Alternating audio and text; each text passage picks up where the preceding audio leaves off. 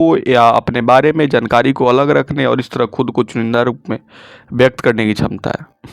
गोपनीयता का क्षेत्र आंशिक रूप से सुरक्षा के साथ ओवरलैप होता है, जिसमें सूचना के उचित उपयोग और सुरक्षा की अवधारणाएं शामिल हो सकती। गोपनीयता शारीरिक अखंडता का रूप भी ले सकती है। पूरे इतिहास में निजता की विभिन्न अवधारणा रही है। अधिकांश संस्कृतियां व्यक्तियों के अपने निजी जीवन के पहलुओं के सार्वजनिक डोमेन से बाहर रखने के अधिकार को स्वीकार करती है। सरकारी नियमों एवं व्यक्तियों द्वारा निजता के अधिकृत आक्रमणों से मुक्त होने का अधिकार कई देशों के गोपनीयता कानूनों और कुछ मामलों में उनके संविधानों में निहित है। प्रौद्योगिकी के विकास के साथ गोपनीयता के बारे में बहस शारीरिक अर्थ से बढ़कर डिजिटल अर्थ तक पहुंच गई है। अधिकांश देशों में डिजिटल गोपनीयता के अधिकार को मूल गोपनीयता के अधिकार पर विस्तार माना जाता है, और कई देशों ने ऐसे अधिनियम पारित किए हैं जो सार्वजनिक और निजी संस्थानों से डिजिटल गोपनीयता की रक्षा करते हैं। निजता का हनन करने के लिए कई तकनीकें हैं जिनका इस्तेमाल निगम एवं सरकारें लाभ एवं राजनीतिक कारणों से कर सकती हैं। इसके विपरीत निजता की रक्षा के लिए लोग एन्क्रिप्शन एवं गुमनामी के उपाय अपना सकते हैं। शब्द साधन की बात करें तो गोपनीयता शब्द लैटिन शब्द प्राइवेट से लिया गया है, जिसका अर्थ है सार्वजनिक, व्यक्तिगत और स्वयं से संबंधित चीज़ों से अलग होना, न कि राज्य से। यह लैटिन शब्द प्रियो से लिया गया है, जो वंचित करने या लूटे जाने का विचार व्यक्त करता है। गोपनीयता की अवधारणा पर इतिहास में अनेक दार्शनिकों द्वारा खोज और चर्चा की गई है। गोपनीयता की ऐतिहासिक जड़ें प्राचीन यूनानी दार्शनिक चर्चाओं में हैं। इनमें से सबसे प्रसिद्ध अरस्तु का जीवन के दो क्षेत्रों के बीच का अंतर था। पोलिस का सार्वजनिक क्षेत्र जो राजनीतिक जीवन से जुड़ा है, और आइकॉन का निजी क्षेत्र जो घरेलू जीवन से जुड़ा है। यूहेदी ड्यूट्रो कैनिनिकल ऑफ बुक्स ऑफ सिरोच में जीवन की अन्य बुनियादी आवश्यकताओं के साथ गोपनीयता को महत्व दिया गया।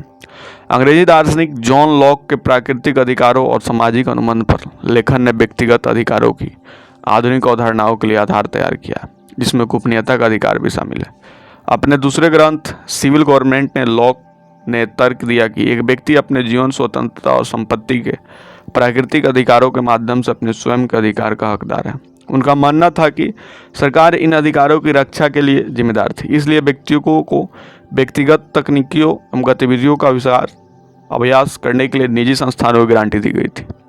राजनीतिक क्षेत्र में दार्शनिक निजी निर्णय के अधिकार पर अलग विचार रखते थे। जर्मन दार्शनिक जॉर्ज विल्हेम फ्रेडरिक हीगल नैतिकता के बीच अंतर रखते हैं, जो किसी व्यक्ति के निजी निर्णय को संदर्भित करते हैं, और सिटलिचेकेइट जो किसी मौजूदा कॉर्पोरेट व्यवस्था द्वारा परिभाषित किसी व्यक्ति के अधिकारों और दायित्वों से संबंधित है। इसके विपरीत जेरेमी बेंथम एक अंग्रेजी दार्शनिक के कानून की व्याख्या गोपनीयता के आक्रमण के रूप में की।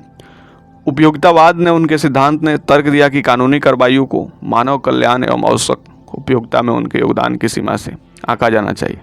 हेंगल की धारणाओं ने 19वीं सदी के प्रमुख अंग्रेजी दार्शनिक जॉन स्टुअर्ट मिल ने संशोधित किया। मिल के निबंध ऑन लिबर्टी ने बहुमत के अत्याचार पर, राज्य के हस्तक्षेप के खिलाफ व्यक्तिगत स्वतंत्रता की और राज्य के महत्व पर तर्क दिया।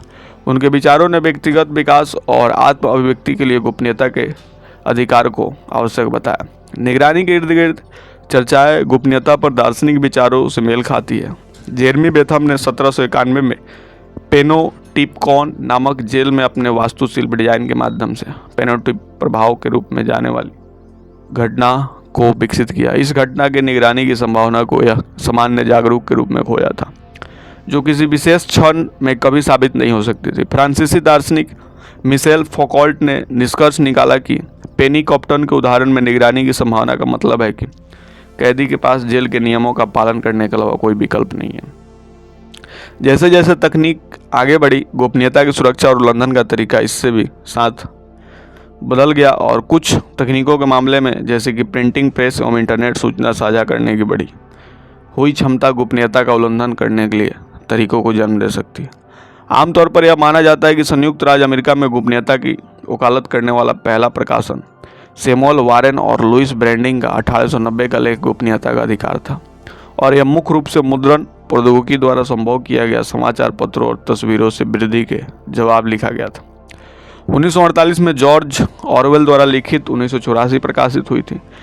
एक क्लासिक डायस्टोपियन उपन्यास 1984 में ओसनिया में स्थित वेस्टिस और स्मिथ के जीवन का वर्णन करता है, जो एक अधिनायकवादी राज्य है सभी को नियंत्रित करने वाला पार्टी, बिगर ब्रदर के नेतृत्व वाली सत्ता में पार्टी, बड़े पैमाने पर निगरानी और भाषण और विचार की सीमित स्वतंत्रता के माध्यम से सत्ता को नियंत्रित करने में सक्षम है। जॉर्ज ऑरवेल अधिनायकवाद के नकारात्मक प्रभावों पर टिप्पणी प्रदान करते हैं, विशेष रूप से गोपनीयता और सेंसरशिप पर 1984 और आधुनिक सेंसरशिप और गोपनीयता के बीच समानताएं खींची गई है।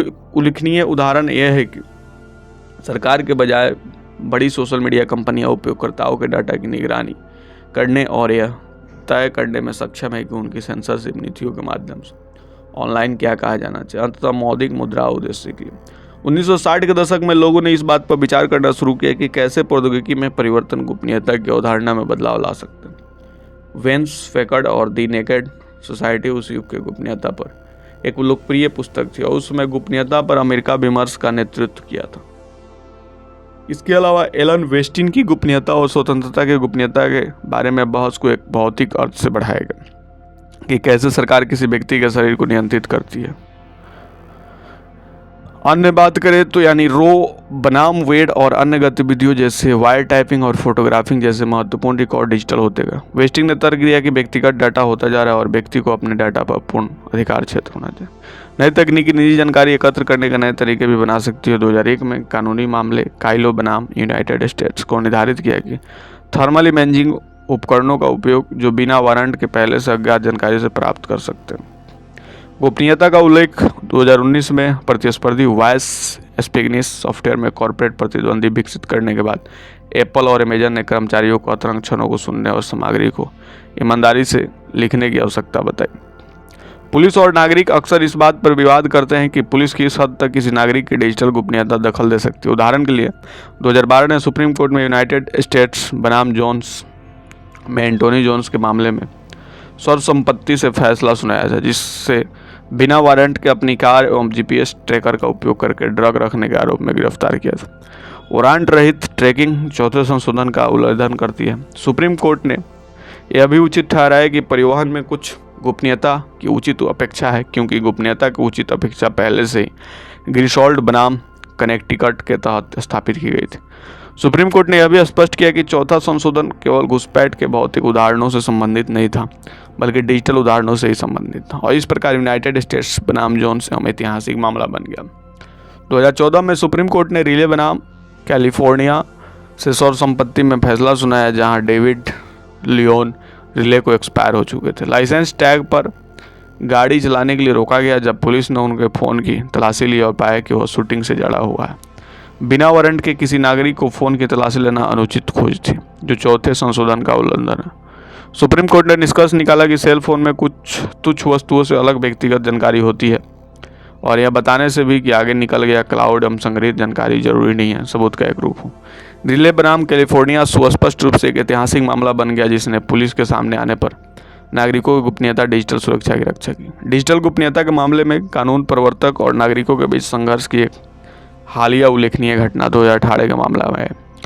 कारपेंटर बनाम यूनाइटेड स्टेट्स। इस मामले में FBI ने कई आरोपों में टिमोथी आयरी कारपेंटर को गिरफ्तार करने के लिए बिना वारंट के सेल फोन रिकॉर्ड का इस्तेमाल किया। सुप्रीम कोर्ट ने फैसला सुनाया कि सेल फोन रिकॉर्ड की बिना वारंट की तलाशी ने चौथे संशोधन का उल्लंघन किया, जिसमें कहा गया कि चौथा संशोधन गोपनीयता की उचित अपेक्षाओं की रक्षा करता है और तीसरे पक्ष को भेजी गई जानकारी अभी भी डाटा के अंतर्गत आती है, जिसे गोपनीयता की उचित अपेक्षाओं के अंतर्गत शामिल किया जाता है। कानून प्रवर्तक से परे सरकार और नागरिकों के बीच कई बातचीत कानूनी अवैध रूप से उजागर हुई, विशेष रूप से विस्लब्लोअर के माध्यम से। एक उल्लेखनीय उदाहरण एडवर्ड स्नोडेन ने, जिनकी राष्ट्रीय सुरक्षा एजेंसी बड़े पैमाने पर निगरानी कार्यों से संबंधित कई ऑपरेशन जारी किया, जहां यह पता चला कि NSA लाखों लोगों की सुरक्षा का उल्लंघन करना जारी रखता है। मुख्य रूप से बड़े पैमाने पर निगरानी कार्यक्रमों के माध्यम से, चाहे वो तीसरा पक्ष हो, निजी कंपनियों के माध्यम से बड़ी मात्रा में डेटा एकत्र हो, अन्य दूतावासों एवं अंतर्राष्ट्रीय देशों के ढांचे हैकिंग करना हो, डेटा के विभिन्न उल्लंघन हो, जिसमें एक सांस्कृतिक झटका दिया। डिजिटल गोपनीयता से संबंधित अंतर्राष्ट्रीय बहस को उकसाया। इंटरनेट और इस पर निर्मित तकनीकें तेजी से बढ़ती गति और बड़े पैमाने पर सामाजिक संपर्क के नए रूपों को सक्षम बनाती है, क्योंकि इंटरनेट के अंतर्गत आने वाले कंप्यूटर नेटवर्क नई सुरक्षा चिंताओं की एक विस्तृत श्रृंखला पेश करते हैं। इसलिए इंटरनेट पर गोपनीयता की चर्चा अक्सर सुरक्षा के साथ जुड़ जाती है। वास्तव में निगरानी अर्थव्यवस्था में शामिल निगमों जैसी कई संस्थाएं गोपनीयता की सुरक्षा केंद्रीय अवधारणा को विकसित करती है, जो विनियामक अनुपालन के मामले में गोपनीयता को बनाए रखने के लिए उनके दायित्व को कम करती है, जबकि उसी समय उस विनियामक आवश्यकताओं को कम करने के लिए पैरवी करती है। गोपनीयता पर इंटरनेट के प्रभाव से वो सभी तरीके शामिल हैं जिसने कंप्यूटर सेल तकनीक और उसे नियंत्रित करने वाली संस्थाएं अपने उपयोगकर्ताओं को गोपनीयता अपेक्षाओं को कम कर सकती हैं। विशेष रूप से भूल जाने का अधिकार, भारी मात्रा में डाटा को संग्रहित करने और खोजने की कॉम्पिटिशनल बनाती है। तो ये थी ऐप प्राइवेसी से रिलेटेड थोड़ी सी इन्फॉर्मेशन। आपको कैसे लगी कमेंट करके बताएंगे। आगे जो इसका नेक्स्ट वीडियो है आगे अपलोड किया जाएगा। क्या है कि वीडियो काफ़ी ज़्यादा लंबी हो जाएगी। जल्दी मिलते हैं आपसे नेक्स्ट वीडियो में, तब तक के लिए बाय।